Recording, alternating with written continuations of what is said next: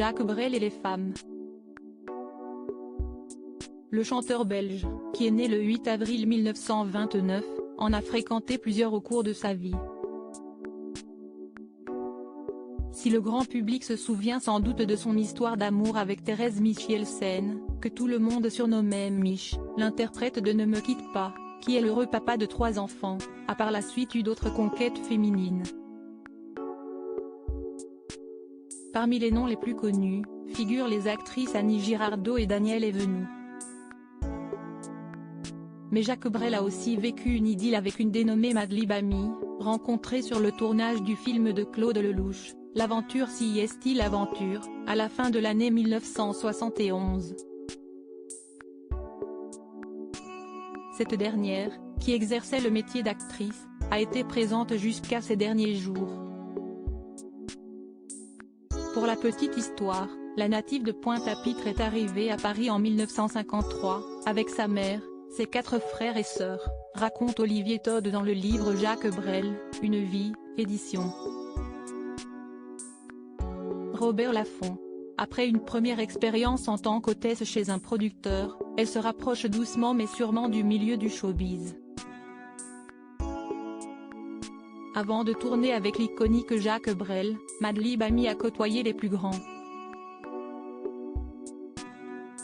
Elle est notamment apparue dans un autre film culte, La piscine, aux côtés d'Alain Delon et de Romy Schneider. Ce n'est que quelques années plus tard que sa route croisera celle de l'artiste belge, avec lequel elle entretiendra une relation intime. Après sa rencontre avec la star, Madly Bamy a décidé de mettre un terme à sa carrière d'actrice. En juillet 1974, Jacques Brel et sa compagne ont entrepris un tour du monde, jusqu'aux îles Marquises, à bord du voilier Lasquois.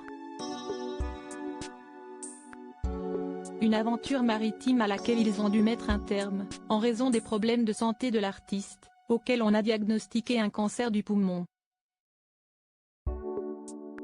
4 ans plus tard, leur histoire d'amour a pris un tournage tragique, suite à la mort du chanteur, décédé des suites d'une embolie pulmonaire, à l'âge de 49 ans. Supérieure à qui sont les femmes qui ont marqué la vie de Jacques Brel? Madly Bamy continue d'entretenir la mémoire de Jacques Brel depuis sa disparition, survenue un triste jour d'octobre 1978, Madly Bamy n'a pas oublié Jacques Brel. Si estime même tout le contraire. Comme l'a rapporté Closer dans un article paru en 2020, elle a tout mis en œuvre pour entretenir la mémoire de l'artiste.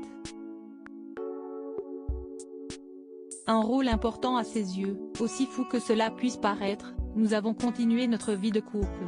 Car Jacques est toujours vivant en moi.